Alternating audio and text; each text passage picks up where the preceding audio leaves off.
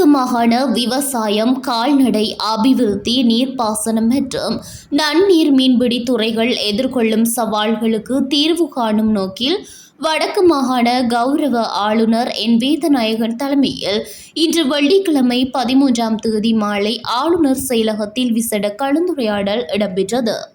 மாகாண சபைக்குரிய மட்டுப்படுத்தப்பட்ட நிதியை கடந்து மத்திய அரசாங்கத்தின் நிரல் அமைச்சுக்களிடமிருந்து எவ்வகையில் மேலதிக நிதியையும் உதவிகளையும் பெற்றுக்கொள்வது என்பது குறித்தும், மாகாண திணைக்களங்கள் எதிர்கொள்ளும் துறைசார் பிரச்சினைகளை தீர்ப்பது குறித்தும் இதன்போது விரிவாக ஆராயப்பட்டது. குறிப்பாக வடக்கு மாகாண விவசாய திணைக்களம், கால்நடை உற்பத்தி சுகாதார திணைக்களம், நீர்ப்பாசன திணைக்களம் ஆகியன தமது அபிவிருத்தி திட்டங்களை முன்னெடுக்கும் போது வனவள திணைக்களத்தின் கட்டுப்பாடுகளால் எதிர்கொள்ளும் சவால்கள் குறித்து அதிகாரிகளால் எடுத்துரைக்கப்பட்டது.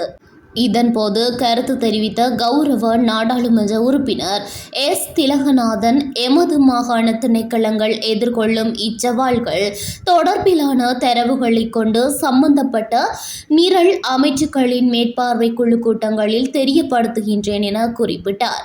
இக்கலந்துரையாடலில் ஆளுநரின் செயலாளர், மாகாண விவசாய அமைச்சின் செயலாளர், மாகாண திணைக்களங்களின் பணிப்பாளர்கள் கலந்து கொண்டனர்.